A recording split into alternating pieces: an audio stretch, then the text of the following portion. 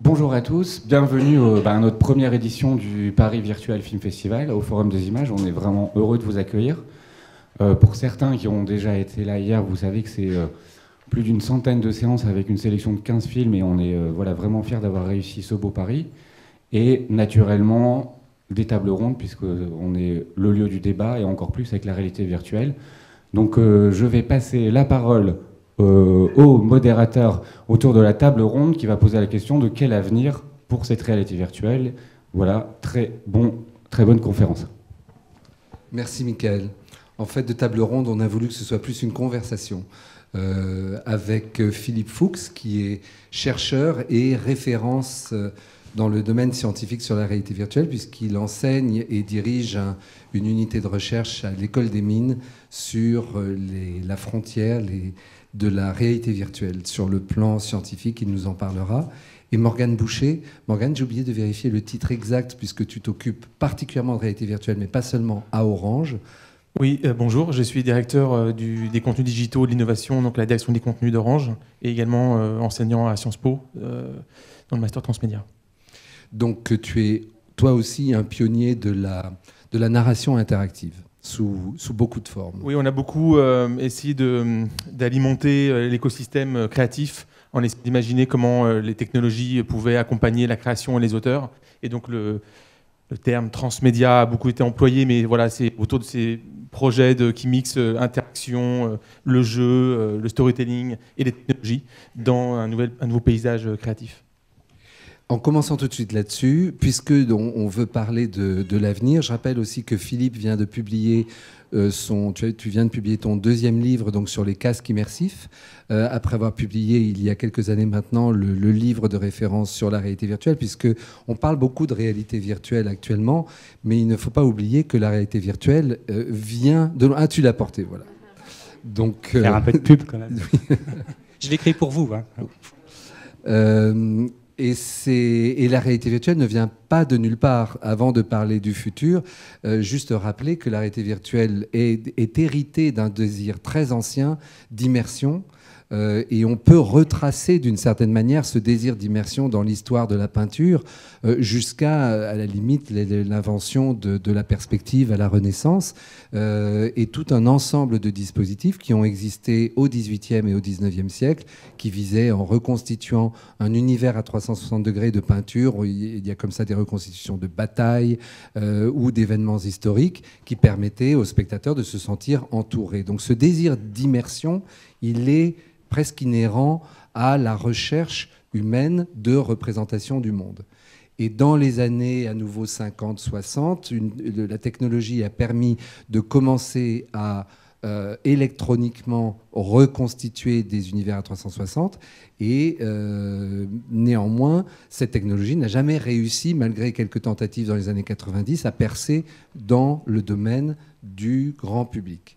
Et aujourd'hui, donc depuis un peu plus de 2 ans, depuis en fait le rachat d'Oculus Rift, une start-up créée par Palmer Luckey quand il avait 16 ans, rachat par Facebook de cette société, de cette start-up pour 2 milliards d'euros, on parle de dollars, on parle de la réalité virtuelle désormais comme une interface média pour le grand public. Et on peut dire que cette année, on est au point, à l'année 1, en quelque sorte, de la naissance de la réalité virtuelle pour le grand public. Les casques que vous pouvez utiliser ici vont devenir progressivement un équipement standard des individus, et c'est de ça qu'on va parler.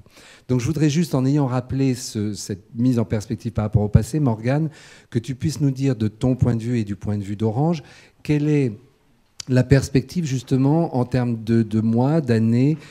Est-ce que tu peux nous dessiner comment vous voyez les 3 à 5 ans devant nous par rapport à l'avènement de la réalité virtuelle dans nos vies? Alors déjà, je vais juste rappeler très rapidement, donc, nous, notre objectif chez Orange, donc déjà, c'est d'épouser et d'accompagner les nouveaux comportements, les nouveaux usages de nos clients. Et donc, on voit depuis plusieurs années les développements des débits importants, des hauts débits. Et donc on investit massivement dans ces débits-là pour accompagner ces nouveaux comportements qui sont de plus en plus nombreux, qui utilisent de plus en plus d'écrans et qui superposent donc les différents médias entre eux. Donc des nouveaux comportements qui sont aussi portés beaucoup par les plus jeunes. On parle beaucoup de millennials qui amènent leur lot d'usages complètement nouveaux entre le social, la télévision, les discussions, etc. etc. Et donc ça, c'est notre job d'accompagner ça et d'apporter les débits qu'il faut pour accompagner ces comportements. Dans ces comportements, on voit qu'au niveau des contenus, qui est mon domaine de prédilection, on voit que la notion d'engagement est un élément clé pour un opérateur, mais aussi pour un média quel qu'il soit, pour le fidéliser, pour l'engager encore plus et le nourrir par rapport à ce qu'il vient chercher et ce qu'il demande.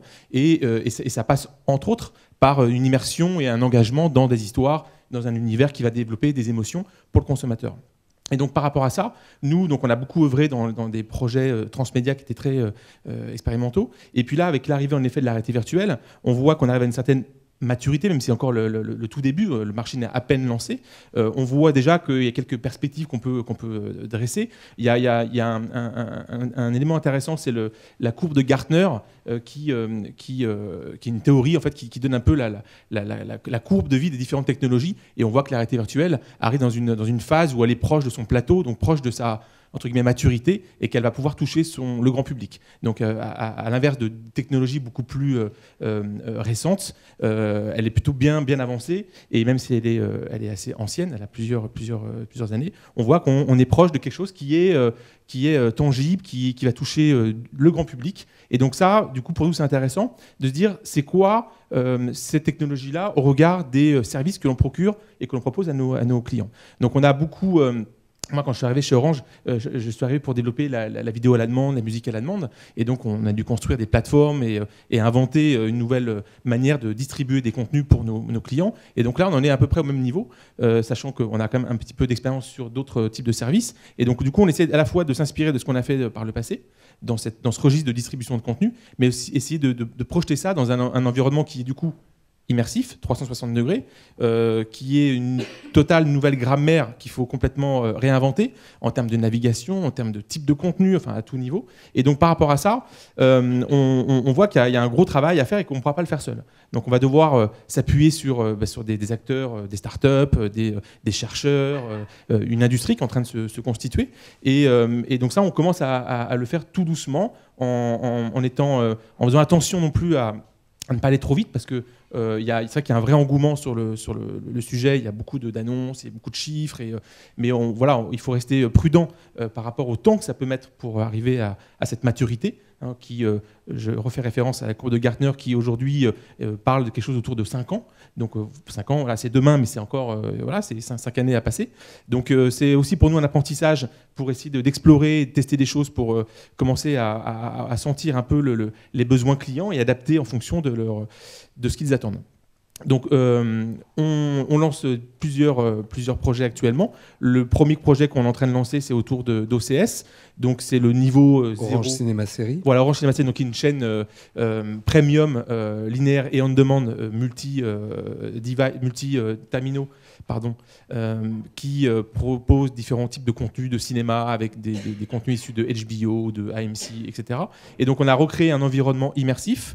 Donc c'est un salon virtuel qui va appeler donc un écran géant, un peu comme au cinéma, avec le confort visuel et sonore que procure la réalité virtuelle, dans lequel on va pouvoir voir son contenu tranquillement, installé confortablement chez soi, sans être dérangé par le bruit ambiant, les voisins, etc., pour consommer son contenu, mais en 2D. Et l'interface va s'adapter en fonction de ce qu'on regarde. Donc on joue un petit peu avec toutes les règles du monde du jeu vidéo. Donc on va rendre l'environnement de ce salon virtuel qui va s'adapter au type de contenu qu'on regarde. Par exemple, quand je regarde Game of Thrones, tout d'un coup, mon décor va s'habiller dans une ambiance un peu médiévale. Donc voilà, on va essayer de tirer un peu... Et tu pourrais être à combien dans ce salon virtuel à regarder le même film en même temps ? Il n'y a pas de limite.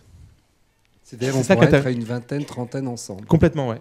Donc en fait, en étant dans des endroits physiquement différents, on peut être dans différents quartiers de Paris, voire dans des villes différentes, et se retrouver ensemble pour voir le même film au même moment. Alors, tout à fait. Alors aujourd'hui, c'est le pendant du service OCS qu'on va créer dans cet environnement-là. La vision derrière ça, c'est de pouvoir resocialiser cette expérience immersive, où on sait qu'on est un petit peu esselé dans son casque. Est-ce que c'est ça la motivation, c'est-à-dire de redonner une dimension collective à l'expérience de la réalité virtuelle ? de notre point de vue, si on prend la télévision comme point de départ, comme repère, ou le cinéma, on est quand même sur des expériences sociales. On est ensemble, on partage notre consommation des médias, et donc on pense qu'il y a quand même un enjeu à resocialiser cette expérience de réalité virtuelle. Et donc ça, c'est l'étape d'après qu'on aimerait travailler, donc une fois que le produit sera lancé, pour essayer d'imaginer quelles sont les règles pour amener ça pour les consommateurs. Je te coupe, Morgane Philippe, tu veux réagir déjà sur cette dimension sociale? Oui, ça c'est pour le futur, enfin, si on veut regarder, parce que le problème c'est la qualité de l'image. Hein. Il faut bien voir que pour l'instant on a des casques ou des visiocasques, j'appelle ça moi visiocasques, on a des visiocasques quand même qui sont de qualité relativement faible au niveau visuel. Hein. Alors bien sûr, vous n'en apercevez pas quand vous testez la première fois. Vous avez tous testé déjà un casque? À peu près, hein, pour qu'on situe le débat. La première fois, c'est toujours surprenant. Hein. Donc on regarde le côté surprenant, le contenu, mais la qualité d'image. Alors regarder un film avec la qualité que l'on fait pour les films dans un casque, il va falloir attendre l'évolution des visiocasques. Et ça, c'est à quelle échéance? Dans combien de temps on aura une qualité pour comparable à celle du cinéma? Alors, on va rentrer un peu au niveau technique, mais il faut bien comprendre ce qui se passe. Hein. Il faut faire référence à l'être humain. Hein. Donc je ferai référence toujours à l'être humain. L'acuité visuelle humaine, elle a à peu près 1 minute d'angle. Donc, sans rentrer dans les détails des calculs, les visiocasques qu'on vous propose actuellement, ils sont à 25 pixels par degré, et il en faudrait 10 fois plus, quoi, ou au moins 5-10 fois plus. Donc on a encore beaucoup de travail à faire. Tu dis 5-10 fois plus pour se rapprocher de quoi? De la qualité cinéma, de la capacité de l'être humain, c'est-à-dire ou de la qualité de la réalité. Le visiocasque futur, c'est je vois la même chose que maintenant. Je regarde, je vois, et évidemment, vous savez qu'on regarde juste net dans l'axe où on regarde, mais j'ai une vision identique. Bon, quand vous regarderez la deuxième fois, vous mettrez un visiocasque, vous verrez que la qualité n'est pas encore là. Donc ça, c'est l'avenir. Hein. Alors l'avenir, il va falloir... Alors, faire des pronostics, c'est toujours un peu difficile de faire des pronostics. Hein. Mais on en est avec les smartphones. Parce qu'en fait, pourquoi les visiocasques arrivent? Alors, on raconte l'histoire d'Oculus. En fait, si ce n'était pas chez Oculus, ça aurait été chez quelqu'un d'autre. C'est grâce au marché des smartphones. Hein. Il ne faut pas se leurrer. Il faut expliquer un peu le passé pour comprendre le futur. Les visiocasques, on en fait depuis 25 ans. Hein. Donc nous, on a utilisé chez PSA, Peugeot, Citroën, mais ça coûtait 800 000 francs. Hein. Donc 800 000 francs, il fallait justifier pour eux l'intérêt. Ça pouvait avoir un intérêt, mais en fait, ce n'était pas intéressant pour leurs applications.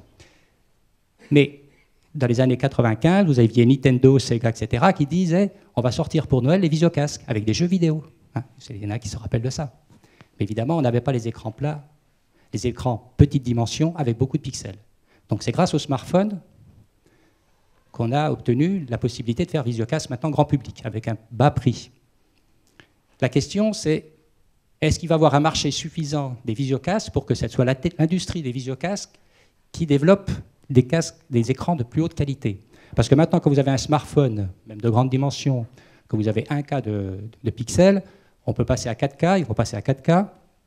Donc les dernières nouvelles, c'est les visiocasques qu'on aura 4K, 8K. On pourra en mettre 2, mais 8K, hein, 8 millions de pixels, ce n'est pas encore suffisant par rapport à l'acuité visuelle humaine. Mais là, on pourra peut-être déjà commencer à avoir une image de qualité pour avoir la vision d'un film.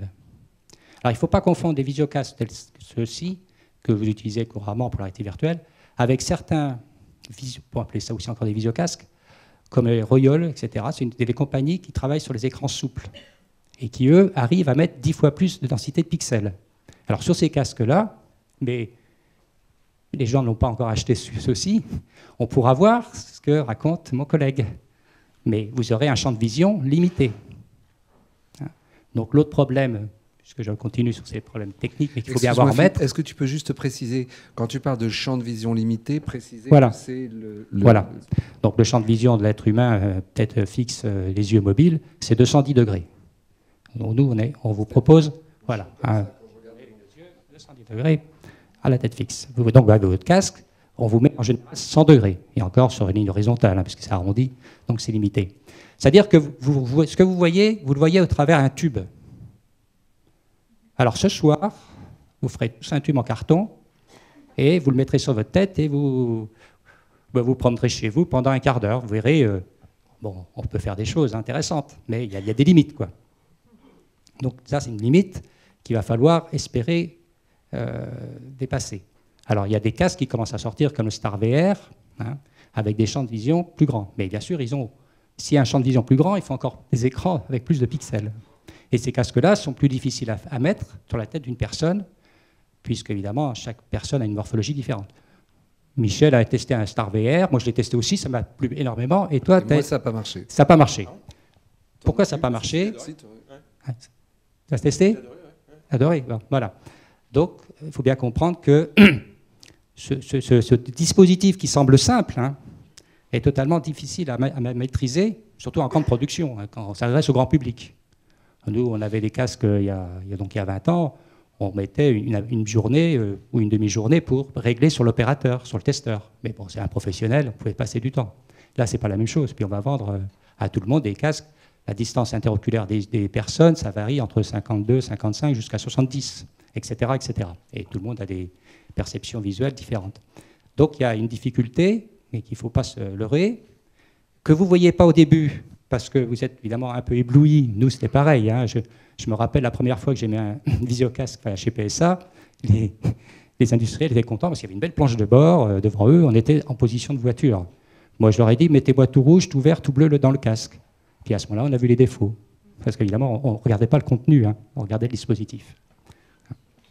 Est-ce que tu penses, on parle beaucoup en ce moment de la miniaturisation des casques, c'est-à-dire que d'ici quelques temps, on arrivera tous à avoir des lunettes dans notre poche qui accessoirement corrigeront notre vision, nous permettront d'accéder à des couches numériques par-dessus la réalité physique qui seront des couches de ce qu'on appelle de la réalité augmentée et aussi à la réalité virtuelle. Et il y en a même dans les études financières qui sont publiées actuellement, des scénarios qui disent que dans 5 ans, nous n'aurons plus nos smartphones comme interface universelle, nous aurons des lunettes. Les smartphones sont appelés à disparaître. C'est quoi ton opinion? Alors, il y a deux choses. Il y a les visiocasques de réalité virtuelle où vous êtes totalement immergé. Alors, pour l'instant, 100 degrés, mais vous ne voyez pas l'extérieur. Il y a les visiocasques de réalité augmentée. Bon, le plus connu, c'est HoloLens de Microsoft. Hein. Alors, il faut juste préciser que les casques de réalité augmentée, pour ceux d'entre vous qui ne feraient pas la différence entre réalité augmentée et réalité virtuelle, la réalité augmentée, c'est quand vous portez des lunettes et que vous continuez de voir, par exemple ici, on continue de se voir, on voit tout à travers les lunettes, mais par-dessus va venir s'ajouter des informations numériques. Par exemple, il est possible pour tous ceux d'entre nous qui serions connectés, on aurait une sorte de pointeur bleu au-dessus de la tête. En allant cliquer sur le pointeur bleu au-dessus de la tête de quelqu'un que je ne connais pas, je verrai son nom, sa page Facebook, etc. On pourra imaginer que cette salle soit entièrement redécorée comme un palais des mille et une nuits, de manière totalement virtuelle par une couche numérique. Donc ça, c'est la réalité augmentée qui permet d'enrichir et d'augmenter en quelque sorte la réalité physique. La réalité virtuelle, c'est lorsqu'on se coupe complètement du monde extérieur, qu'on l'obscurcit et on lui substitue une autre réalité artificielle. Pardon Philippe, c'était juste pour être sûr qu'on comprend bien. Donc on rajoute et HoloLens dont tu parles, on est encore au stade du prototype, n'est pas commercialisé, on ne peut pas l'acheter. Le HoloLens. HoloLens, on peut l'acheter. Enfin, les développeurs. Oui. C'est à $3 000, donc c'est pour les applications professionnelles avant tout. Il faut bien voir que la réalité virtuelle, la réalité augmentée, ça fait 20 ans, 25 ans qu'on en développe dans l'industrie. Hein. Dans l'industrie, dans la médecine, dans tous les domaines. Hein. Donc, ce n'est pas nouveau. Hein. Pour nous, ce n'est pas nouveau. Hein. Quand je dis nous, ça correspond à quand même beaucoup de personnes qui travaillent avec ces dispositifs, mais qui sont d'un prix, évidemment, pas grand public. Donc, la réalité augmentée, c'est une autre approche. Hein. Ça va être intéressant pour différentes choses. Enfin, on pourra rentrer dans le détail plus tard s'il faut. Mais bien voir. Alors, la question, est-ce que des paires de lunettes, on va avoir que des paires de lunettes au lieu d'avoir des smartphones? Non. J'ai dit non, ce n'est pas une question technologique, c'est une question d'usage. Il n'y a rien de plus pratique qu'un smartphone. Le smartphone fait beaucoup de fonctions. Donc je ne vais pas me mettre sur la tête. Ça, c'est ce que voulait faire croire Google avec les Google Glass. Hein? Ils voulaient faire croire qu'on allait avoir toujours une paire de lunettes sur les yeux pour avoir des informations de temps en temps qu'on a besoin. Parce qu'on a la réalité augmentée, on en a besoin de temps en temps. Sauf soit vous faites du jeu vidéo, mais autrement, vous avez, si vous réfléchissez bien, hein, on n'a pas besoin de la réalité augmentée tout le temps. Donc, et il n'y a rien de plus, mais il faut se référer à la vision. Donc je ferai référence, moi, au sens de l'être humain. Il faut bien prendre que c'est une interface visuelle comme une autre. C'est une interface visuelle, il n'y a rien de plus simple que de regarder les renseignements, etc., sur un smartphone. Avoir un casque et avoir des images qui flottent, ce n'est pas forcément intéressant. Donc, ça devait être complémentaire. Morgane, est-ce que c'est une des réflexions, le côté, on t'a interrompu tout à l'heure, tu parlais du projet de salon virtuel dans lequel on pourrait se rassembler pour voir des contenus, et, en 2D, de manière classique, mais dans le casque. Est-ce que cette réflexion sur l'interface, c'est-à-dire sur les objets qu'on va utiliser, donc sur les évolutions du casque, fait partie des préoccupations et des études sur l'objet du casque, sur l'interface? Parce que tu parlais d'OCS tout à l'heure. OCS est une chaîne de télévision, donc ça reste un flatty, ce qu'on appelle un flatty, c'est-à-dire un écran à 2 dimensions. Est-ce que l'interface du casque fait partie des objectifs d'Orange? C'est complètement essentiel, donc l'interface pour accéder à ça. Cette première expérience on situe au niveau 0, parce qu'une fois de plus, la réalité virtuelle, la promesse est tellement plus forte qu'on est très humble globalement sur le sujet. Et sur ce projet-là, on pense que c'est une première étape. Et du coup, ça rend encore plus la partie interface importante. Puisque du coup, comme expliquait Philippe, la partie 2D n'est pas de qualité aujourd'hui suffisante. Ça va évoluer. Et Starware est un exemple, et je pense que d'autres constructeurs travaillent dessus. Mais du coup, ça ouvre tout un champ de réflexion sur le design et l'expérience, et de navigation sur tout le reste. Et donc nous, on a beaucoup travaillé sur ça. Mon équipe est issue du monde du jeu vidéo, donc il y a cette culture du jeu et de l'interaction et du game design pour faire cet ensemble une expérience. On parle beaucoup de termes d'expérience qui traduit plein de choses, le contenu, les histoires, mais c'est extrêmement important d'avoir ça en tête. Et donc oui, l'interface est importante dans la navigation déjà, parce que ce qu'on oublie de rappeler, c'est que là, on n'a plus de souris, on a la manière d'interaction. Aujourd'hui, nous, on a fait le choix de tout miser sur le regard, donc sur le head tracking, donc sur le... Tu peux juste expliquer ce que ça veut dire, l'interaction par le regard? Oui, pardon. En fait, c'est le fait de ne pas avoir à toucher à son trackpad sur le côté de son casque. Le trackpad, tu peux dire ce que c'est? Pardon, le petit, excusez-moi, la petite interface qui permet de cliquer en fait et d'activer comme la souris en fait. Donc on efface ça et on fait dans le casque. Donc il y a un mobile, donc il y a un gyroscope, et donc on arrive à créer un pointeur qui nous permet de viser, matérialiser en fait l'endroit où tu regardes. Où on veut, voilà, et là où on veut interagir. Donc cliquer. Et donc on vise un point, et puis on définit une règle qui dit au bout de 5 secondes sur ce point-là, ça va activer une action, donc une interaction. Et donc nous a dit, tu voulais préciser un truc sur la matérialisation du regard? Pour l'instant, on traque la tête. Après, demain, donc ça c'est assez proche, il y a déjà des dispositifs, mais encore assez chers, c'est traquer les yeux. Donc après, ça peut être aussi une commande complémentaire. Traquer les yeux, ça veut dire à l'intérieur du casque de voir, suivre la pupille et voir le où casque elle va. Positionne plus ou moins parfaitement la tête de l'observateur, mais on a encore peu de casques où on traque la position des yeux. Et donc, évidemment, ça pourra donner un intérêt important pour tous ceux qui veulent travailler dans les jeux vidéo ou dans le cinéma VR. Et donc, Morgane, tu disais, c'est une chose que vous développez. Ah, voilà, c'est un choix. Voilà, on a fait ce choix-là parce qu'on estime que ça procure un vrai confort dans la navigation et dans l'expérience globale, pour aller choisir son contenu, pour aller le partager le cas échéant, enfin voilà, de pouvoir interagir avec l'interface. Est-ce qu'on pourrait imaginer que, par exemple, je regarde un point dans mon univers virtuel et qu'en clignant des yeux, j'active quelque chose, ce genre de choses? Oui, ça peut se faire, ça. Quand il y aura tracking de l'œil, ça sera des choses qui pourront se faire. Donc là, c'est le mobile qui fait le office de direction, et donc qui va permettre d'activer ensuite faire l'interaction. Et quand on parle d'interface, justement, si on doit de plus en plus faire de choses à l'intérieur d'univers de réalité virtuelle, avec une langue particulière, j'imagine que les claviers vont disparaître. Et l'idée de taper sur un clavier étant directement hérité de l'époque ancienne de la machine à écrire est voué à disparaître. Qu'en est-il par exemple de la commande vocale? On parle beaucoup de la commande vocale dans la réalité virtuelle. Oui, enfin il y a des choses plus simples, c'est commander avec les mains. Quand on pourra matérialiser les mains dans la réalité virtuelle. Pour l'instant, on n'en est qu'au début du début. Il faut bien voir que par rapport à ce qu'on fait au niveau industriel, là vous êtes juste je dirais dans le hall d'entrée de la maison de la réalité virtuelle. On n'est vraiment qu'au début. J'explique. Pour l'instant, quand j'ai vu les installations que l'on propose au grand public, films, les vidéos VR, vidéos 360 degrés. Hein. En général, on est assis et on nous dit surtout toucher à rien. Ça se passe, on a juste à regarder à droite et à gauche. Après, ce qu'il va falloir faire, c'est de l'interaction et de l'action. Hein. Donc, pour nous, quand on a vu arriver de la communauté des gens qui travaillent dans la réalité virtuelle depuis 20 ans, quand on a vu que les gens qui disaient vidéo 360 degrés, ils disaient qu'ils faisaient de la VR, ça nous surprenait, quoi. Parce que là, on parle beaucoup d'immersion, mais il faut aussi parler d'interaction ou d'action. C'est-à-dire, l'intérêt de la réalité virtuelle, là, ça c'est le futur, c'est on va pouvoir agir. Mais il n'y a pas qu'agir dans la narration, hein, ça, je ne suis pas spécialiste de domaine, mais interagir au niveau physique, au niveau sensorimoteur.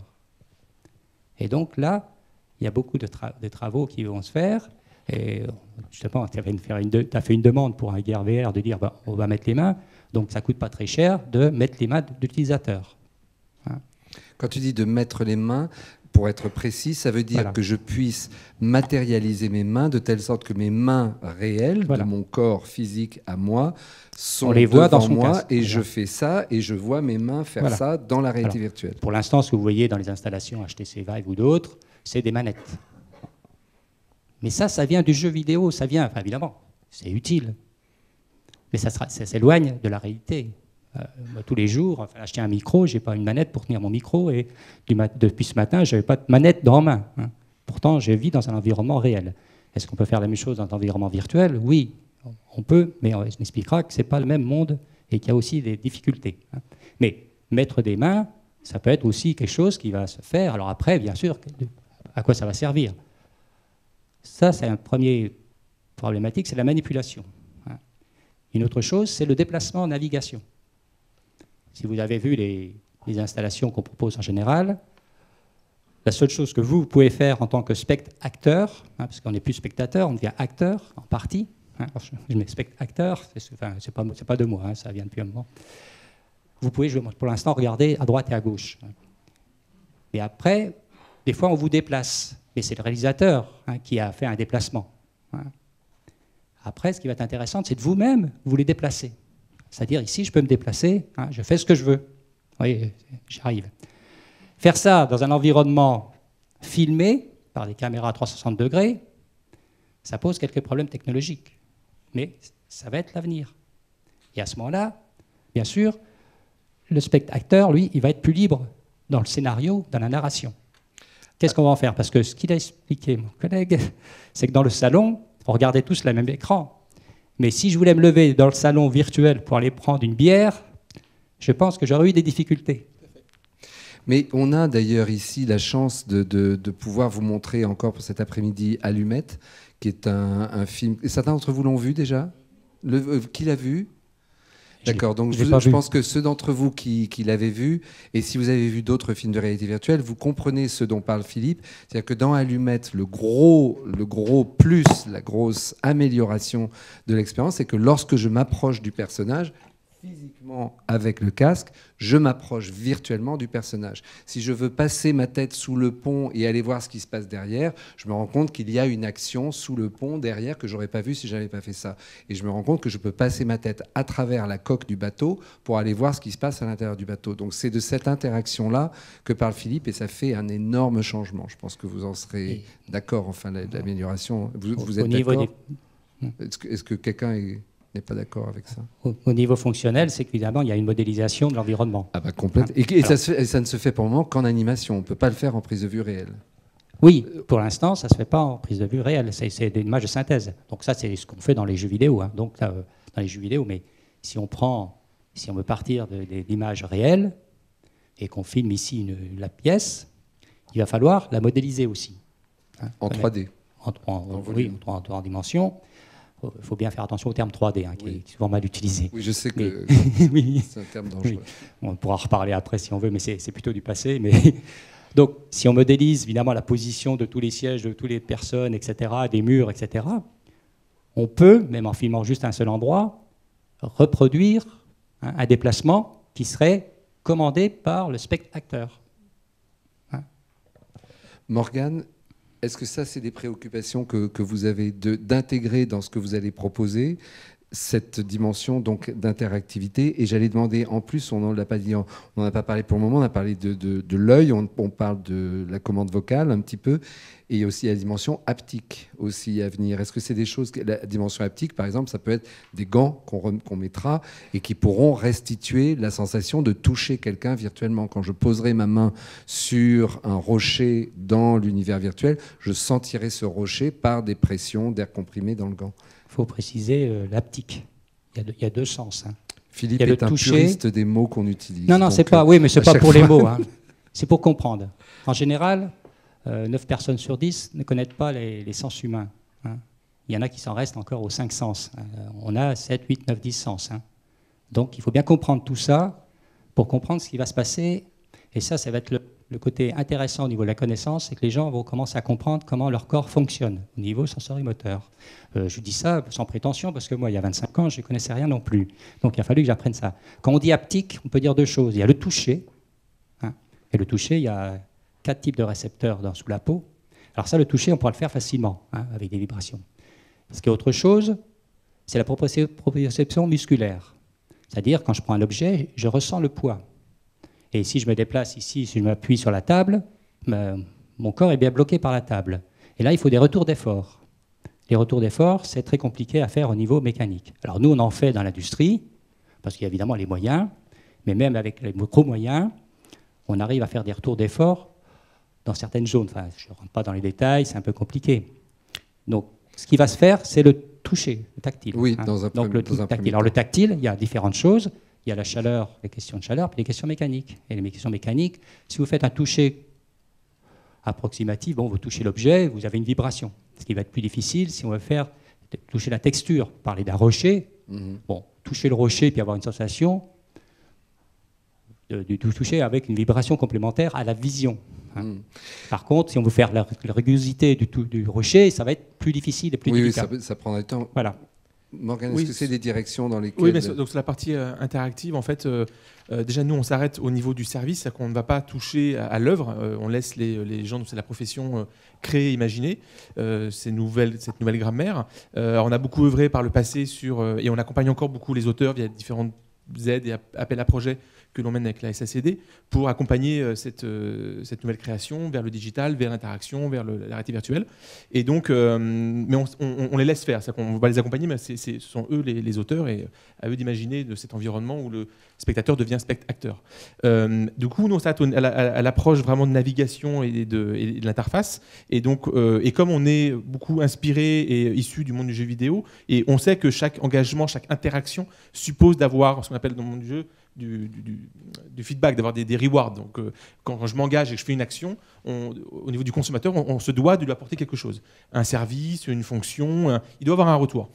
Donc ces problématiques dans la navigation, elles sont essentielles parce que c'est pas juste je transpose un site web dans un environnement 360, ça repose plein de questions. Au même titre que la création doit repenser une nouvelle grammaire, les interfaces de services qui vont développer des nouveaux modes de distribution de contenu virtuel doivent eux aussi prendre en compte que la situation de la personne change dans ce contexte-là et que toutes ces émotions sont différentes et qu'il faut s'adapter à cet environnement-là. Et donc, et on travaille jusqu'à un point de se dire, mais cette interface en fait, dans laquelle on va appeler des contenus pour les télécharger, pour les streamer, pour les regarder, donc l'interface de service, dans quelle mesure ce service-là, virtuel, n'est pas déjà l'expérience ?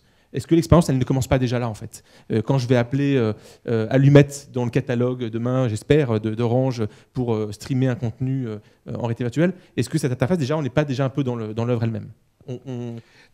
Tu fais référence au côté expérientiel de la réalité virtuelle, qui est en fait la grosse différence, puisque à partir du moment où dans l'expérience, en tant que spectateur, je me retrouve au milieu de la sphère de la représentation proposée, je suis immergé, je suis présent. Et cette présence me met au cœur. Elle m'immerge, elle me met au cœur de l'action. Je ne suis plus protégé d'une certaine manière par un quatrième mur invisible qui me séparerait, moi, spectateur dans la vie réelle, de l'écran devant moi. Donc cette dimension expérientielle, elle démarre effectivement avec l'interface. Et malheureusement, on n'a pas pu présenter ici ce que je considère comme une killer app, l'application qui fait qu'on a envie vraiment d'acheter le dispositif HTC Vive. L'application s'appelle TiltBrush et qui est un dispositif, certains d'entre vous connaissent TiltBrush, c'est le dispositif qui permet de peindre et dessiner dans l'espace en 3 dimensions, dans lequel j'étais très frappé lorsque j'ai commencé à le faire, de l'ergonomie de l'interface, dans laquelle on tient deux joysticks dans les mains. Celui de droite est le pinceau et celui de gauche est une sorte de rouet à 4 faces, dans lequel, avec ma main droite, je vais venir choisir ma couleur, l'épaisseur du trait. Je peux peindre avec du feu, avec de l'eau, de la poussière d'étoile, avec des traits très fins, des traits très épais, etc. Mais le geste de l'interaction est exactement le même geste que celui du peintre depuis toujours, qui vient choisir une couleur sur sa palette et qui l'applique sur son pinceau. Est-ce que cette recherche, justement, est-ce qu'il y a des gens chez Orange, est-ce qu'il y a des gens à l'école des mines qui travaillent sur l'ergonomie de l'interface pour lui donner un caractère expérientiel ? Nous, à notre niveau, on réfléchit à ça. On n'est pas ensuite des experts de l'interaction et de l'ergonomie. Donc, on s'arrête à un niveau. C'est qu'après, on fait appel à des vrais experts. Et pour ça, on a la chance au sein du groupe Orange d'avoir eu en fin d'année dernière, en décembre 2015, un investissement dans le cadre des investissements à risque, donc d'investissement auprès de start-up, qui a été fait dans une start-up américaine qui s'appelle Weaver, et dont c'est le métier, et qui développe une plateforme technique. Il y a aussi un studio qui a des experts sur l'ergonomie et le design d'interaction. Et donc, on va travailler avec eux pour essayer d'imaginer donc le futur en tout cas d'expérimenter un service de distribution de contenu qui irait dans ce sens-là, où en fait le début de l'expérience, c'est le moment où on fige le casque. Et voilà. Et ensuite, on rentre tout de suite dans une approche expérientielle. Voilà. Donc, on creuse ce sujet-là. Philippe ? Oui, mais ça, on le fait depuis 10 ans, 20 ans. On parle de colocalisation, c'est-à-dire que la vision que vous avez de votre main correspond bien à la proprioception de votre position de votre main. Vous avez, concrètement, pour expliquer un petit peu, vous avez des capteurs sensoriels qui vous permettent de positionner la main. Mais la main, je sais où elle est, ici, même sans la voir. Donc, il faut qu'on remette la personne en expérience, pour qu'elle puisse faire de la peinture, etc. Donc là, il faut évidemment que la technique arrive. On l'avait maîtrisée depuis 15 ans, mais ça avait des coûts un peu importants. Et maintenant, on la maîtrise bien. Surtout que, bien sûr, il ne faut pas de décalage. Il faut que la précision soit correcte. Il ne faut pas, évidemment, quand la main réelle bouge, la main virtuelle bouge 20 millisecondes plus tard ou 50 millisecondes plus tard. Ça devient gênant. De même que la position pour la tête avec la bonne image. Donc, ça existe. Par contre, ce qu'il faut voir maintenant, c'est qu'est-ce qu'on va en faire. Donc, HTC Vive, il faut bien voir ici aussi que vous avez l'espace réel et l'espace virtuel qui sont en correspondance au niveau géométrique. Donc, on se déplace sur 5 mètres. Alors, juste pour expliquer ceux qui ne connaissent pas, le HTC Vive, c'est un dispositif, quand j'achète le casque et les 2 manettes, il y en a plusieurs ici, mais la manière dont ça marche pour faire cette superposition d'espace, c'est qu'il y a des capteurs, un peu comme des capteurs infrarouges de signal, dans les 4 coins de la pièce, et qui délimitent un territoire, un périmètre dans la pièce, dans lequel je peux bouger physiquement, et je bougerai exactement de la même manière dans ce même espace reproduit dans la réalité virtuelle. On est d'accord ? Alors, concrètement, on est debout, on n'est plus assis. On n'est plus au cinéma. Donc ça change. Alors, pour les jeux vidéo, on ne parle pas trop des jeux vidéo ici, mais pour les jeux vidéo, ça va être un problème. Est-ce que le joueur, enfin, va pouvoir se lever ? On avait fait la Kinex, tout le monde connaît la Kinex, on pouvait faire un peu d'activité physique. Et alors, évidemment, avec ces casques, est-ce que les joueurs vont avoir une salle de jeu ou un endroit pour pouvoir faire des activités ? Parce que, on parle d'expérience ou d'activité. Quand on avait défini la finalité de la réalité virtuelle, moi, il y a 95, j'avais bien dit, la finalité, c'est avoir une expérience. Puis après, on m'a dit, oh non, c'est moi, scientifique, on veut activité. Ben, ça revient au même. C'est bien au cœur, c'est d'avoir une activité dans un environnement virtuel. Et cet environnement virtuel, il va artificiel, pour être plus clair. Il peut être soit d'image de synthèse, dans les jeux vidéo, mais dans les jeux vidéo, jusqu'à maintenant, l'activité physique est très limitée. Tout au début, c'était vraiment qu'avec un clavier ou un joystick. Donc les gens des jeux vidéo, qui font la réalité virtuelle depuis un moment, mais avec une interactivité physique limitée. Là, de côté, le cinéma, c'est pas du tout ça. Le cinéma, on est spectateur. On a à suivre une immersion cognitive, mais au niveau On avait une immersion visuelle quand vous aviez dans une GE, dans des films IMAX, hein, mais on n'avait pas d'interactivité au niveau physique. Donc, alors, du reste, une niveau anecdote, en 1995, il y avait un journaliste, parce qu'on parlait de la réalité virtuelle dans les années 90-95 comme maintenant, c'était la réalité virtuelle. J'ai un journaliste qui vient du Cahier du cinéma qui me dit « La réalité virtuelle, c'est l'avenir du cinéma ». Ah, j'ai été là, j'ai dit « C'est pas possible, qui dit ça quoi, c'est à l'opposé. » quoi. Bon, j'ai été pas capable de lui dire « Dans 20 ans, je serai au Forum des images en train de parler de réalité virtuelle ». Parce que je ne suis pas du monde du cinéma, moi, hein, vous avez bien compris. Donc, il faut voir que ce n'est plus du cinéma, c'est autre chose. Alors, justement, je voulais poser la question à Morgane. Si on revient à l'avenir immédiat, par rapport à nous qui sommes ici, spectateurs, utilisateurs potentiels de réalité virtuelle, pourquoi est-ce que j'achèterais un casque de réalité virtuelle aujourd'hui? Qu'est-ce qui fait... Alors, on l'a dit, on est au tout début du marché. Il n'y a encore pas énormément de contenu. Est-ce que tu recommandes d'acheter un casque aujourd'hui pour avoir chez soi la possibilité de regarder des contenus que je peux charger gratuitement par des applications accessibles sur le téléphone portable? Ou est-ce qu'il faut attendre encore 2 ans?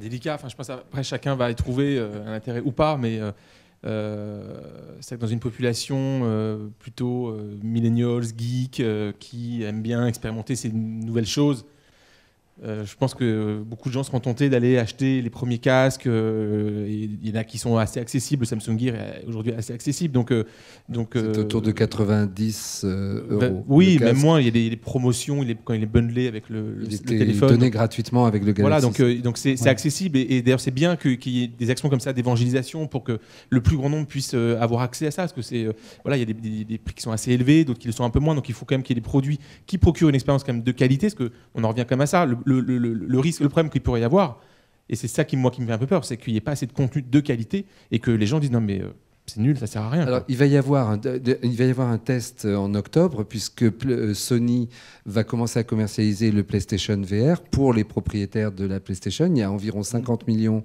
de propriétaires de PlayStation aujourd'hui. PlayStation 4. Ouais. Mais Sony va lancer le casque avec une 60aine de jeux. Oui. Déjà disponible en VR. Alors oui, tout à fait. Donc octobre, donc PS4 VR va être lancé. Les prix annoncés sont autour de 400 €.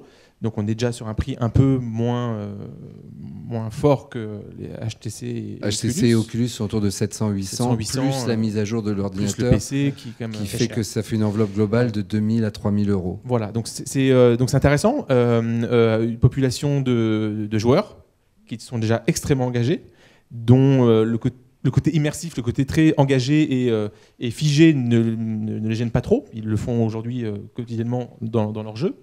Ils vont pouvoir le brancher, retrouver donc 60 jeux environ, voire même un peu plus, qui vont leur procurer des émotions nouvelles.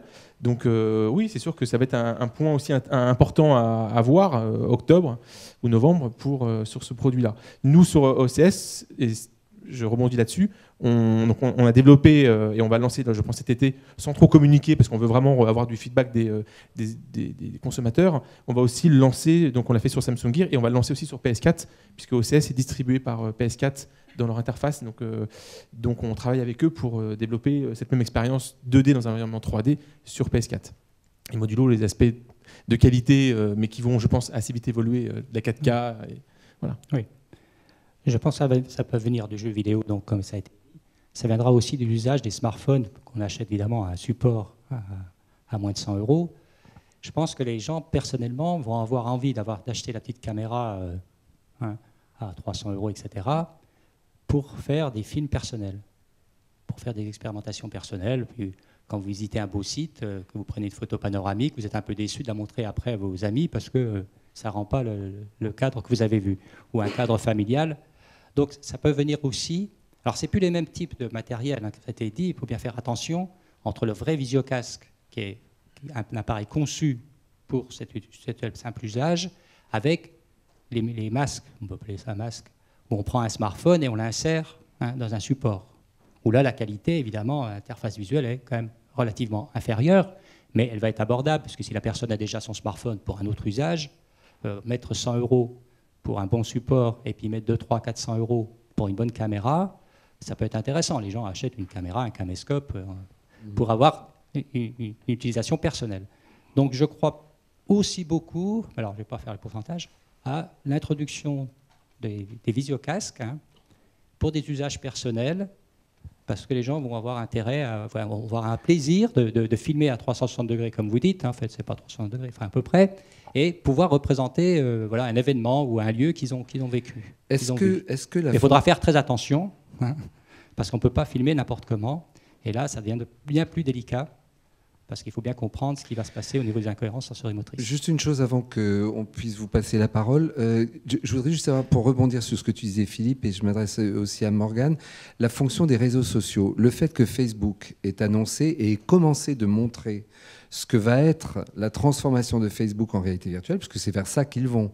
La raison pour laquelle Facebook a racheté Oculus, c'est pour progressivement offrir la mutation de ce qu'on fait sur Facebook en réalité virtuelle progressivement. Et on a commencé à voir les premières présentations, les premières maquettes de ce à quoi ça pourrait ressembler. Si tout d'un coup, la fonction réseaux sociaux se transporte sur des interfaces qui sont des interfaces en réalité virtuelle, ça va certainement être un accélérateur.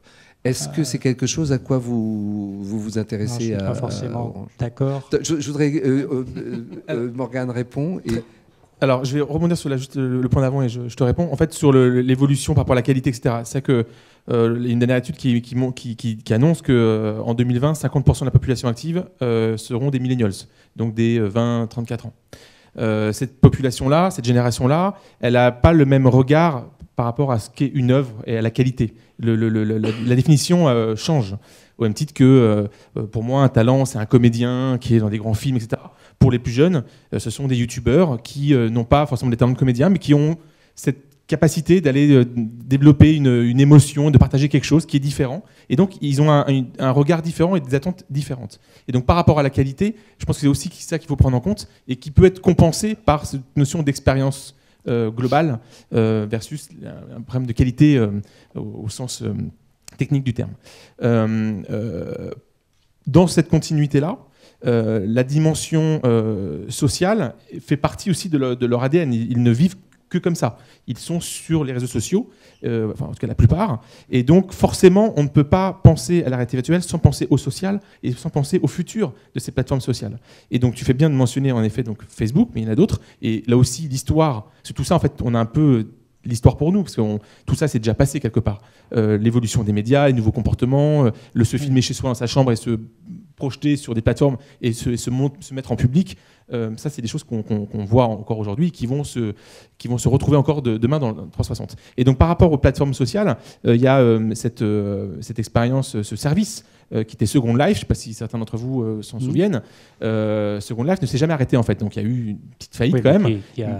Voilà, mais l'équipe a toujours été maintenue, ils ont continué à développer, c'est je crois un business qui est toujours profitable, alors depuis qu'ils ont un peu, je pense, dégraissé malheureusement. Et donc on va voir le renouveau de ces plateformes sociales dans un contexte qui a évolué, c'est quoi une plateforme sociale aujourd'hui? Où aujourd'hui, quand je rentre sur Facebook, certes, je vais discuter avec mes amis, mais je veux surtout aussi découvrir des contenus qu'ils me partagent, leur univers, leurs favoris, leurs textes, leurs images. Et donc je pense qu'on va retrouver ça demain dans ces plateformes d'immersion. Et je ne peux pas ne pas faire référence au livre qui, moi, m'a beaucoup marqué, et je pense que beaucoup d'entre vous aussi, qui est Ready Player One, qui devrait faire l'objet d'une adaptation film par Steven Spielberg en 2018, qu'il faut impérativement lire et qui nous montre, en tout cas qui tente d'essayer de montrer comment ça pourrait se passer demain. Et donc je pense qu'on y est déjà, et que la technologie va accompagner ça et la rendre encore plus immersive et encore plus engageante. Non, mais dans les livres, Philippe, on peut dire beaucoup de choses. Alors, je freine un peu. Les réseaux sociaux, ils fonctionnent très bien avec un écran plat. Ça fonctionne très bien comme ça. Alors, Facebook, bien sûr, ils ont misé là-dessus. Ce n'est pas parce que Facebook a misé là-dessus que ça forcément introduire partout. Enfin, ils sont quand même un peu forts pour oui, imposer... Google avec les Google Glass, ils sont rentrés dans le mur. Parce que ils ont fait de la technologie pour la technologie. Mais ils n'ont pas regardé les usages et l'intérêt. Alors, ça ne veut pas dire que ça ne passera pas. Mais je ne pense pas que ça, c'est la première demande. Les gens qui font des réseaux sociaux, ils ont déjà ce qu'il faut. Hein, les techniques sont là. Est-ce que ça va être un apport complémentaire? Est-ce qu'on va investir un visiocasque pour les réseaux sociaux? Non, je pense que c'est plus pour les jeux vidéo ou les utilisations personnelles. Alors après, peut-être. Alors, pour expliquer le futur, je parle du passé. Alors le passé, les gens ne connaissant pas la vision humaine, on vous a parlé de la télévision 3D. Tout le monde a connu la télévision 3D, hein, vous connaissez le terme, qui est un terme faux. Tout le monde avait repéré que c'était faux. Non? Comme on dit le cinéma 3D. C'était faux. Hein? Et du reste, certains même réalisateurs parlaient après du cinéma 2D. Là, j'ai entendu 2D. Là. Alors, il faut bien comprendre la vision humaine, sans rentrer dans les détails. Il y a la perception, perspective, etc., comme les peintres ont fait, que expliqué au début. Ils ne faisaient pas deux tableaux, hein, puis on regardait avec chaque œil un tableau différent. Donc, il y a les perceptions cognitives. La perception cognitive permet de construire un environnement 3D, et la vision binoculaire, avec deux points de vue différents, on perçoit mieux la profondeur, surtout à courte distance. Hein. Donc, quand la télévision s'est emparée de la stéréo, moi j'ai dit à mes collègues, de toute façon, ça sera un bide.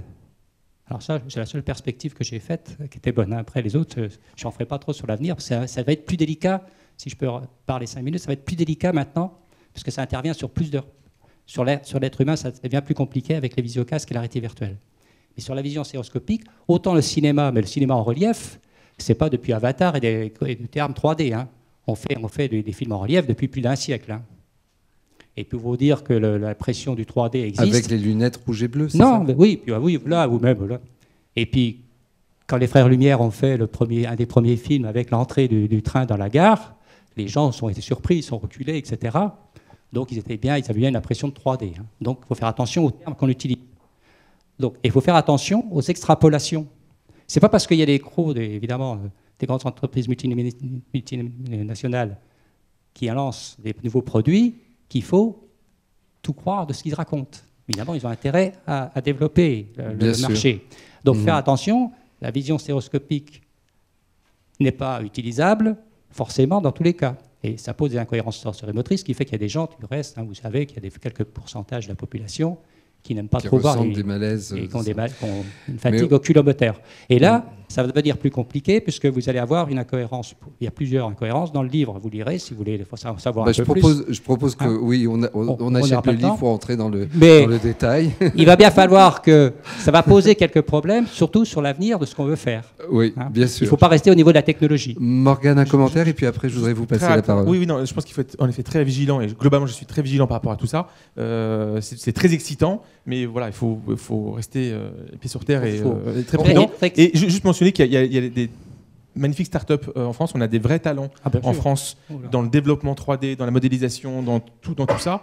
Et que dans ce sujet-là, il y a une très belle startup qui s'appelle Ouyala qui travaille sur ces mondes immersifs. Alors peut-être qu'il y en a d'autres, hein, je suis désolé, je ne les connais pas toutes, mais il y a beaucoup de startups vraiment brillantes en France.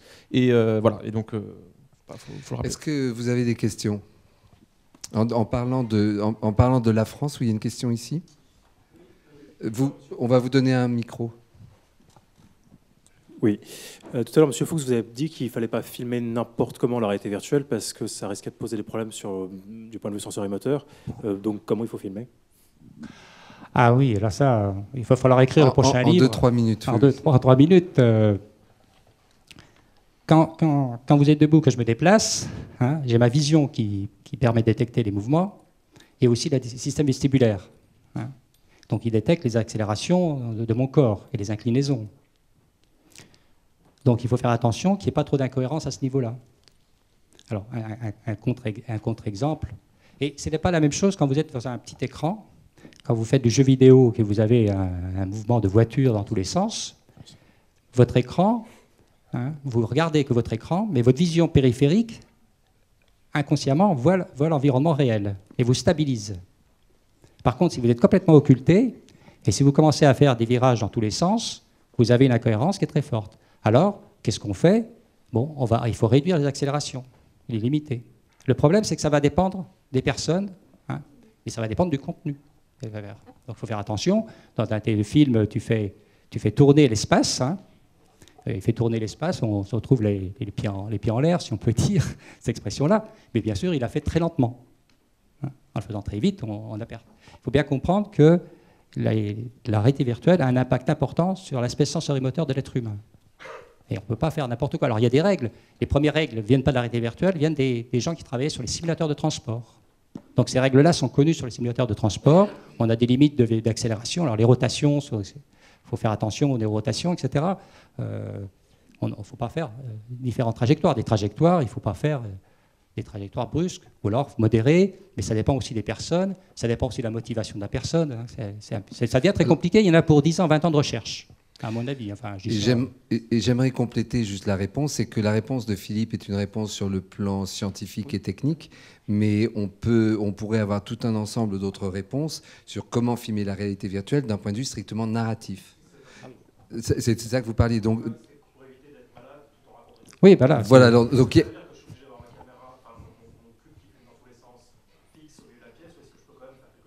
non. On sait aujourd'hui, comme l'a dit Philippe, qu'on peut avancer, mais à vitesse réduite. Plus vous avancez rapidement, plus le décalage entre le message optique envoyé par les yeux au cerveau disant qu'on est en train de se déplacer va entrer en contradiction avec le message sensoriel envoyé par le système vestibulaire de l'oreille interne disant que non, on reste assis sur la chaise, il n'y a rien qui se passe. Et c'est exactement cette même discordance de messages reçus qui se contredisent par le cerveau qui provoque le mal de mer.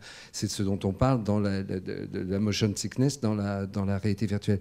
Mais ce que je voulais dire, c'est au point de vue strictement narratif, on ne sait pas encore véritablement quel est le langage de la réalité virtuelle pour savoir comment filmer des actions dans lesquelles le spectateur sera libre de les regarder ou de les ignorer. Si par exemple je décide de filmer une scène avec un dialogue entre deux personnes ici devant moi, c'est filmé à 360 degrés, même s'il n'y a rien d'autre qui se passe dans la sphère à 360 degrés que ce dialogue, rien n'empêche le spectateur de décider qu'il préfère regarder l'affiche et puis se dire « Ah mais je ne la connaissais pas » et de décortiquer l'affiche pendant qu'il y a quelque chose de dramatique qui se passe là. Et ça se passe tout le temps. D'où l'importance du son qu'on n'a pas beaucoup évoqué, qui est essentiel, c'est 50% de l'immersion. Absolument. Surtout que vous avez votre casque actuel a un champ de vision limité. Donc la vision périphérique, à quoi elle sert qu'elle est occultée? Elle sert surtout à tourner le regard. Parce que vous voyez, je vois ma main floue de côté, elle est floue, mais je la vois, donc je tourne mes yeux. Et là, vous ne pouvez pas faire ça avec un visiocasque actuellement, sauf certains qui vont arriver. Donc il faut utiliser le son spatial. Donc il y a toutes des techniques à apprendre et à maîtriser pour que la personne soit en immersion. Je crois qu'il y a une autre question là-bas. Oui, on a parlé de casque de réalité virtuelle et c'est intéressant, mais est-ce qu'on n'est pas quand même un peu dans le fantasme et dans la distance par rapport à la réalité du marché quand on parle du casque de réalité virtuelle? Et est-ce que dans un premier temps, il n'est pas plus logique et judicieux que, en particulier, les producteurs s'orientent vers l'écran d'ordinateur, l'écran de smartphone, simplement parce qu'à un moment, le marché du casque virtuel, il représente peu de choses par rapport à l'ensemble de ce que peut représenter le marché de l'ordinateur et du smartphone. Morgane, j'aimerais que Morgane réponde par rapport au marché. Et puis Philippe. Complètement d'accord. Très bonne question. Qui peut le plus, peut le moins. Donc on peut voir ça comme ça. Mais je pense déjà, premièrement, donc, le marché va attendre la fin d'année et Noël, en gros, pour voir comment ça prend. Et puis après, ils vont adapter, ils vont accélérer ou pas. Et voilà. Donc je pense qu'il faut attendre. Ce qui est sûr, c'est qu'aujourd'hui, le 360, il existe vraiment. Toutes les plateformes aujourd'hui les distribuent. Et donc, les problématiques de narration et de production sont déjà là. Donc c'est aussi un moyen d'expérimenter sans trop investir et sans trop aller vers une inconnue. Et donc oui, complètement. C'est une première étape qui est complètement là et qui est tangible. Au niveau des propositions technologiques, c'est une interface parmi d'autres, nous, au niveau professionnel. Hein. Donc, on fait des immersions dans un magasin avec un grand écran, même sans traquer la tête ou avec traquer la tête. On a des petits écrans pour faire de la réalité virtuelle. Hein. Il y a différentes panoplies. Alors, on n'a pas le temps d'en parler, là, je pense que c'est un peu trop long. Mais l'intérêt, c'est que, évidemment, c'est une nouvelle interface visuelle qui va être grand public. Hein. C'est ça qui est nouveau. Et on peut déjà l'utiliser en restant assis. Alors, ça permet pas mal de possibilités, mais des interfaces visuelles, on en a toute une gamme. Enfin, ça fait 20 ans qu'on en fait. Nous, on spécialise surtout des interfaces visuelles. On a tout fait. Alors, vous avez les grosses installations, vous avez 3-4 écrans autour de vous. Vous avez, et le futur, il y aura beaucoup d'autres choses. Sur la constitution du marché, c'est un peu toujours la question de l'œuf et la poule, parce qu'effectivement, il n'y a pas de casque pour le moment, parce que c'est très nouveau. C'est pour ça que je posais la question tout à l'heure de savoir est-ce que ça vaut la peine d'en acheter un maintenant ou est-ce qu'il faut attendre, parce que la motivation pour acheter un casque, elle doit venir de ce que je vais en faire et ce que je vais voir. On a bien dit que donc le jeu sera la motivation principale probablement, mais il faut que les contenus se diversifient si on veut que le marché s'étende au-delà des gamers. Et donc c'est un peu c'est pour ça que c'est un cercle qui doit s'amorcer. C'est comme une mécanique qui doit se démarrer.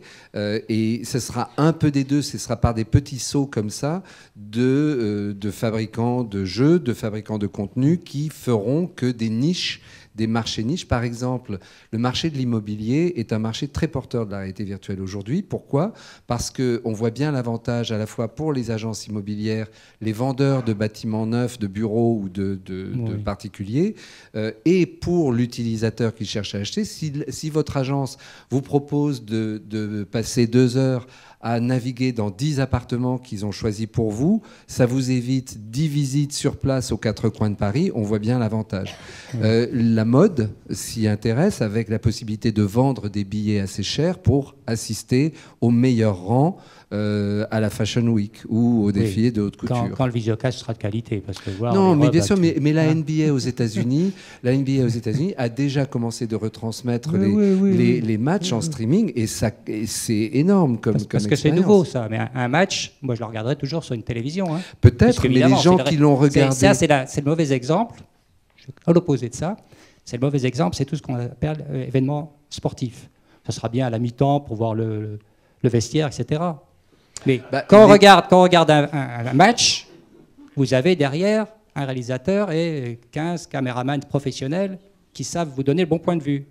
Donc c'est pas avec un visiocasque que je vais regarder le Roland Garros qu'on pouvait faire. Je suis pas d'accord. Je suis pas d'accord parce que les mais oui, t'es pas d'accord. Les premiers tests. On peut être en désaccord avec moi, mais on verra demain.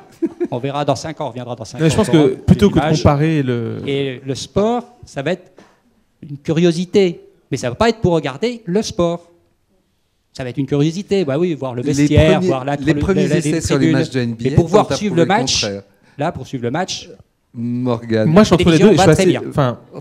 Je vais faire un peu l'arbitre, mais je pense qu'il ne faut pas essayer de comparer un match de réalité virtuelle live avec ce qu'on voit à la télévision, et plutôt avec l'expérience réelle. Je parle des gens qui veulent voir un match.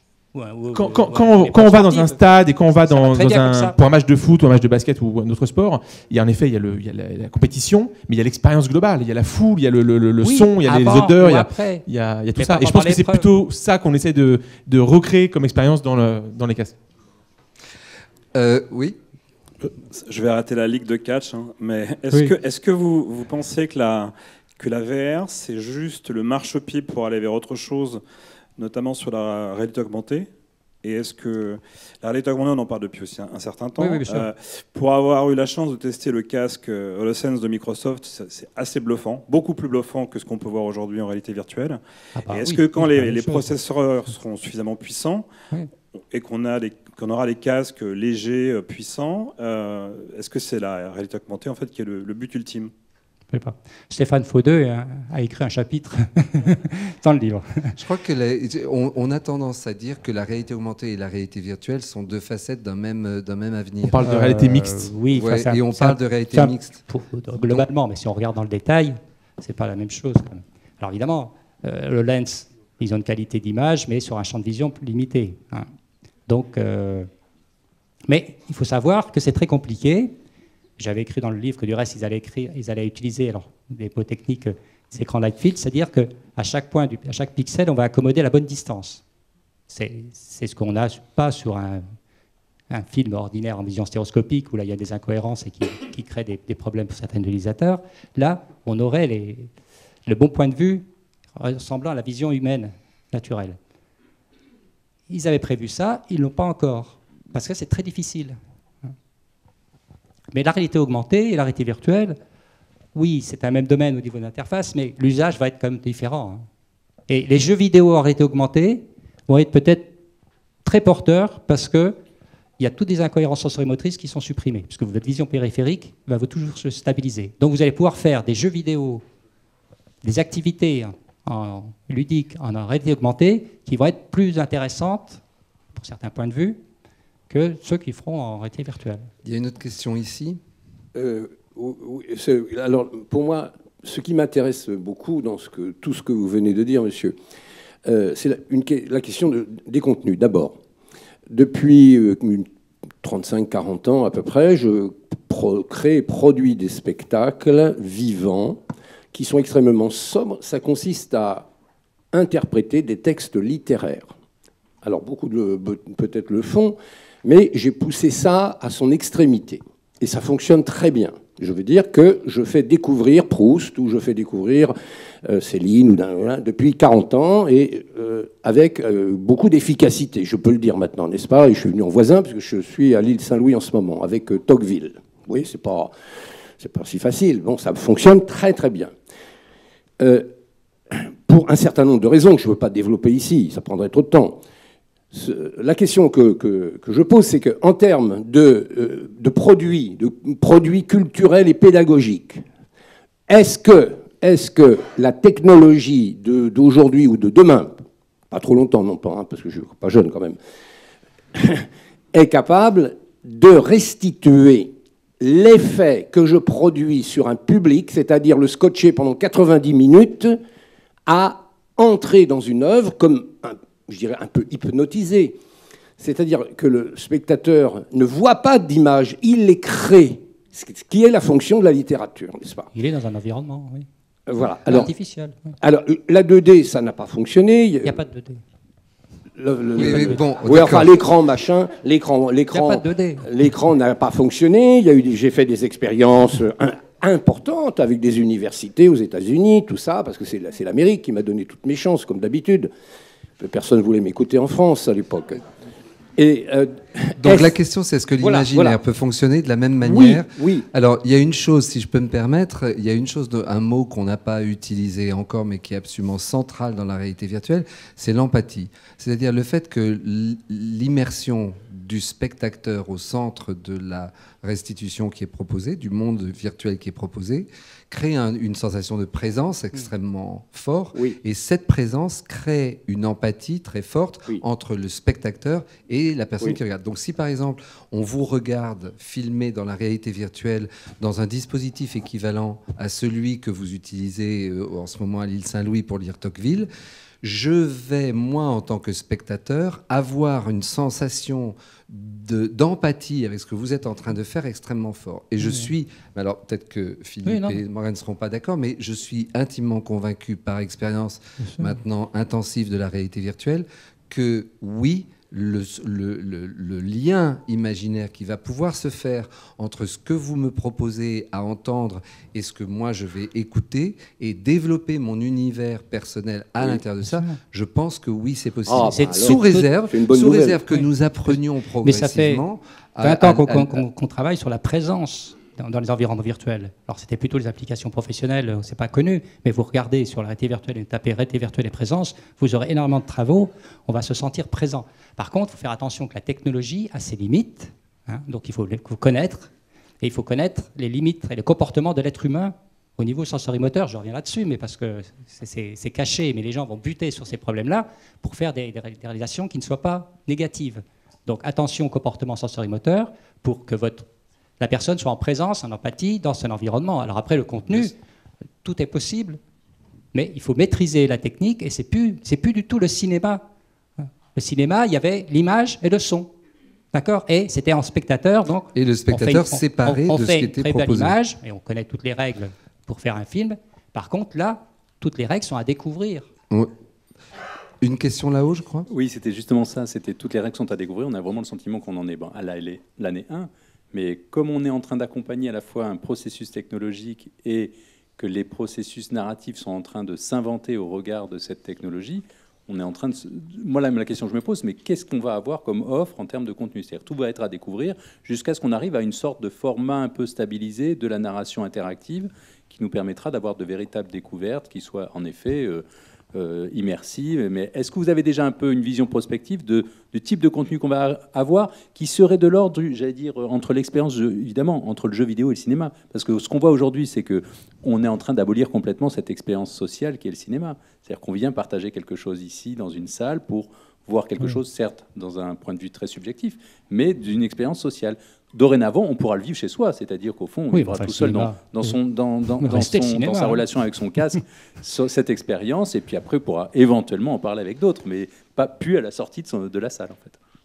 C'est pas parce qu'on fait des nouvelles activités qu'on va supprimer le cinéma. Le cinéma restera ça. Ce qui se prépare, c'est sûr, c'est les jeux vidéo. Et les jeux vidéo, évidemment, bien maîtrisés par les grandes entreprises des multinationales des jeux vidéo, eux, ils ont bien maîtrisé, ils savent très bien où sont les problèmes, et sans vous dire ce qui se passe derrière, c'est sûr que pour la fin de l'année, il va y avoir des jeux bien construits, bien faits. Alors ça, c'est pour le jeu vidéo. Je pense que pour la vidéo 360 degrés, on en est au balbutiement. Hein. Alors, et c'est là l'objectif de... Il y a plusieurs hypothèses, j'ai pas la science infuse, mais en effet, il y a cette convergence entre le jeu vidéo et le cinéma, ce qui est déjà un petit peu le cas aujourd'hui. Hein. Il y a beaucoup d'œuvres qui sont à la fois des jeux vidéo et à la fois des films très grand public au cinéma. Donc il y a ça, et ça peut aller un cran plus loin, où du coup cette expérience globale qui est cinéma et le jeu vidéo est réunie. Donc ça, c'est une première approche. Et puis après, d'un point de vue un peu plus pragmatique, on voit que dans l'industrie, alors beaucoup à Hollywood, parce qu'ils ont les moyens d'investir et de faire des expérimentations, ils développent des objets narratifs pour la réalité virtuelle, pour les différents casques, qu'ils voient pas uniquement comme un outil de promotion, ce qui on aurait pu penser qu'ils ne voient que ça, et en fait non. Ils le voient vraiment comme un objet, alors bien sûr de promotion, parce que leur business, il est quand même d'aller vendre des places de cinéma et de vendre des DVD, de téléchargement de films sur les box, mais aussi comme un objet de continuité ou de point d'entrée vers l'œuvre globale. Et ça, c'est super important, et c'est pour ça que le lien avec le monde du transmédia et des écritures interactives fait sens vers la VR, parce que c'est fondamental. On ne parle pas du tout de la fin du cinéma ou de la télévision, on parle vraiment de nouvelles expériences globales, et donc ça en fait partie. Donc ça, c'est intéressant de voir que les premières œuvres aujourd'hui qui existent, ce sont en effet des objets autour de marques connues qui sont soit des jeux, soit des films, mais qui sont aussi des objets d'immersion qui vont nous procurer encore plus d'émotions que ce qu'on a eu au cinéma ou à la télévision, avec un autre angle, avec d'autres paramètres par rapport à l'œuvre, et ça, c'est extrêmement excitant de voir ça arriver. Oui, moi, c'est une question en tant que producteur de contenu pour le cinéma, pour la télévision. À partir du moment où on considère que le sous-titrage est banni en VR, je voudrais savoir chez Orange, alors, le sous-titrage est-il banni pour vous chez Orange? Parce que j'ai plutôt le sentiment, moi, qu'il y a des réponses en termes de contenu qui vont être plus simples à produire pour la réalité virtuelle, comme l'animation ou le film d'action, qui vont être un peu moins dans le parler. Et voilà, savoir juste chez Orange, où est-ce que vous en êtes? Parce que de mon côté, je mène la réflexion, mais... Alors chez Orange, mais plus globalement, je participe à un think tank sur la réalité virtuelle avec beaucoup de producteurs et tout ça. Et donc on échange beaucoup entre nous, et il y a beaucoup de producteurs qui développent des expériences où ils intègrent du sous-titrage, et ils arrivent à l'intégrer plutôt bien dans leur expérience. Alors c'est un paramètre supplémentaire qui est un peu complexe pour faire en sorte que l'ensemble soit quand même assez joli, esthétique, et que ça ne nuise pas à l'expérience globale, mais ça fonctionne.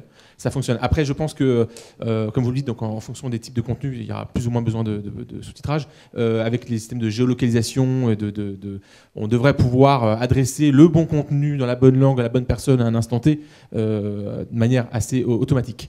Mais techniquement, je pense que c'est réalisable, mais c'est un travail en effet de design en fait. Moi, ça m'intéresse de les voir, ces exemples, parce que je suis très sceptique sur le sous-titrage. Moi, j'en ai pas vu encore d'exemples qui fonctionnent. Donc, oui, d'exemples qui fonctionnent, parce que je trouve que la question de la surimpression du sous-titrage dans un espace où tu n'es pas forcément en train de regarder à l'endroit où parle la personne, ça pose avec problème, des sous-titres flottants. Enfin, moi, pour le moment, j'ai pas vu d'exemple convaincant de sous-titrage en VR. Il y a un travail de design. Donc, c'est à apprendre, c'est à découvrir, c'est un challenge. Ça sera peut-être plus quand il y aura les tracking de l'œil. Oui. Dans les casques. Une dernière question, deux dernières questions, une ici, et s'il y en a... non, je crois qu'il y avait monsieur, qui était depuis un moment demande, pardon. On pourra continuer de se poser des questions à la sortie. Oui, je vous en prie. Oui, bonjour. J'avais juste une question justement par rapport au contenu encore et au fait qu'il n'y ait pas énormément de contenu, de qualité, etc. pour la réalité virtuelle. Et je voulais vous demander, pour vous, c'est quoi la cause principale? Est-ce que c'est parce qu'il n'y a pas de grammaire vraiment précise encore? Est-ce que c'est parce que les créateurs ne sont pas encore vraiment dans ça? Est-ce que c'est les moyens financiers qui ne suivent pas aujourd'hui pour les producteurs de prendre des risques sur ces nouveaux formats?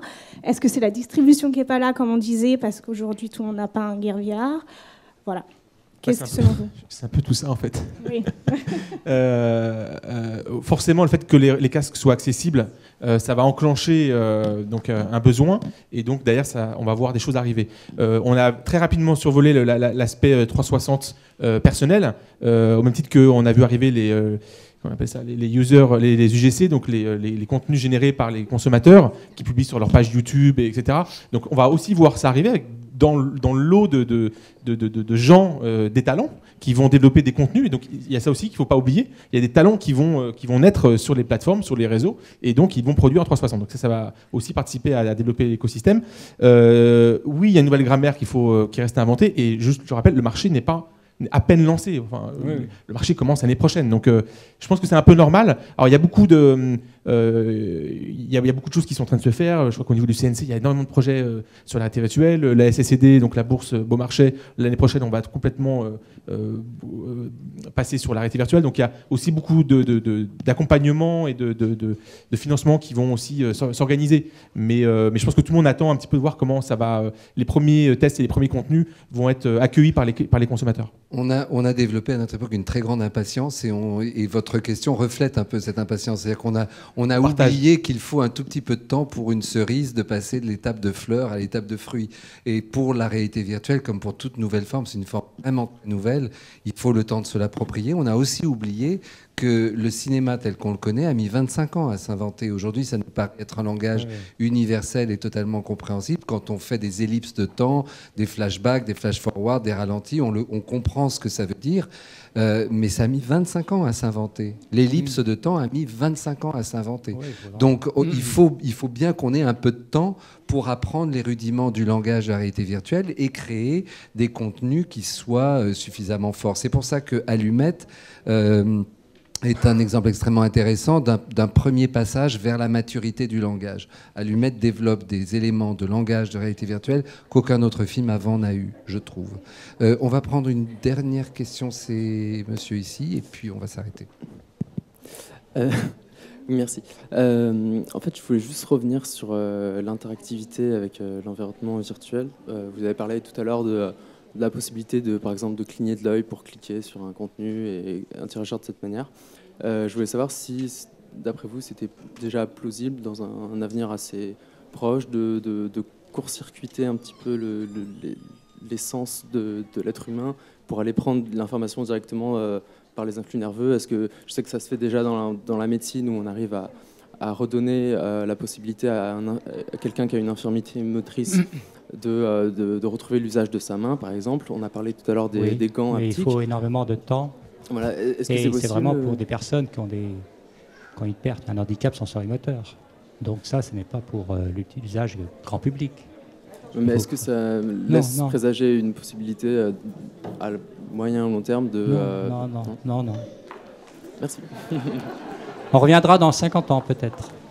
Non, il faut être réaliste. Hein. Je vous coupe là, il faut être réaliste. Les usages que l'on en fait, c'est pour des personnes qui ont des handicaps sensorimoteurs. Hein. Et c'est très compliqué. Il faut un temps d'adaptation. Alors ça ne se fait pas simplement, non.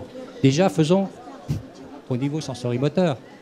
L'interface qu'on vous propose, c'est l'interface pour moi bas de gamme au niveau interface visuelle par rapport aux capacités de l'être humain, de la vision humaine. Donc améliorons ça. Là, il y aura un marché. Ça va être très difficile. On a mis 20 ans pour passer de casques de très haut prix aux casques identiques à peu près. Hein. Moi, chez PSA, c'était les mêmes capacités de casque à peu près. Mais ça coûtait une fortune. On a baissé les prix, surtout. Amélioré un peu la technique, mais enfin, je ne rentre pas dans les détails. Maintenant, il faut voir le contenu, qu'est-ce qu'on va faire. Alors, là, on est en train de parler de la vidéo, enfin, de ce qu'on fait du présent. Je reviens moi, sur mes idées, je t'ai même écrit en disant des différents niveaux. Donc, le niveau suivant, c'est, pour la narration, c'est de pouvoir se lever et se déplacer. hein, et on va pouvoir être en activité. Alors ça, c'est aussi le futur. Après, c'est le futur, c'est si on met des mains, est-ce qu'on va pouvoir manipuler lorsque le spectateur il va pouvoir intervenir dans la narration, etc., en manipulant, en ouvrant une porte, en faisant certaines activités. Donc ça, c'est encore des choses. Et après, le futur, qui est développé déjà dans les jeux vidéo, mais qui va être plus difficile si on veut faire des images réalistes, c'est les personnages virtuels. Hein. On représente en général soi-même son avatar, mais est-ce qu'on va pouvoir représenter les personnages pour que ces personnages soient dans la narration de ce nouveau média? Enfin, ce n'est plus du cinéma, puisqu'on est acteur. Et le summum, c'est ce que je rêve, je ne sais pas, j'attendrai peut-être longtemps, c'est que je suis devenu un des acteurs du film. Avec mon corps à moi. Je suis acteur. Non, mais je veux dire avec mon esprit, oui, bien sûr. Non, alors là, il va falloir beaucoup d'IA. Représentation de ton corps dans la réalité virtuelle. Je ne me pose même plus la question. Enfin, ce matin, tu n'es pas posé la question en disant je viens au forum avec mon corps. Non, mais je parlais du corps, de la représentation du corps dans la réalité virtuelle. C'est oui, que tu sois présent surtout des autres. C'est-à-dire, je suis un acteur et non, quand je suis acteur, je verrai les autres. Alors bien sûr, là, il va falloir de la technologie un peu plus puissante. C'est l'intelligence artificielle, c'est de l'IA, parce qu'il va falloir évidemment dialoguer avec des personnages qui, en fonction de ce que je vais dire, vont répondre, vont réagir. Voilà, mais ça, c'est le futur.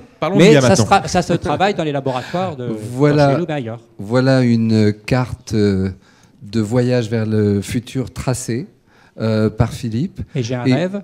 Et tu as un rêve, vas-y, ouais. une dernière chose, parce qu'on doit partir. Donc il y a la communauté du cinéma, il y a la communauté jeux vidéo, il y a la communauté des gens qui travaillent dans la réalité virtuelle professionnelle. En France, j'espère qu'on ne va pas que suivre ce qui se passe aux États-Unis. La France a une spécificité culturelle, elle a tout à miser sur ça pour que l'on fasse au-delà du cinéma, le cinéma VR, vous appelez ça comme vous voulez, mais la France a un rôle important à jouer pour qu'on ne fasse pas que des réseaux sociaux pour faire passer la pub, que pour faire des activités XY. Je pense, j'espère, alors là je suis en simple citoyen français, j'espère que les communautés vont s'activer pour créer quelque chose de très intéressant. Voilà mon rêve. Merci de l'avoir partagé. Merci beaucoup d'avoir été là. Et à plus tard.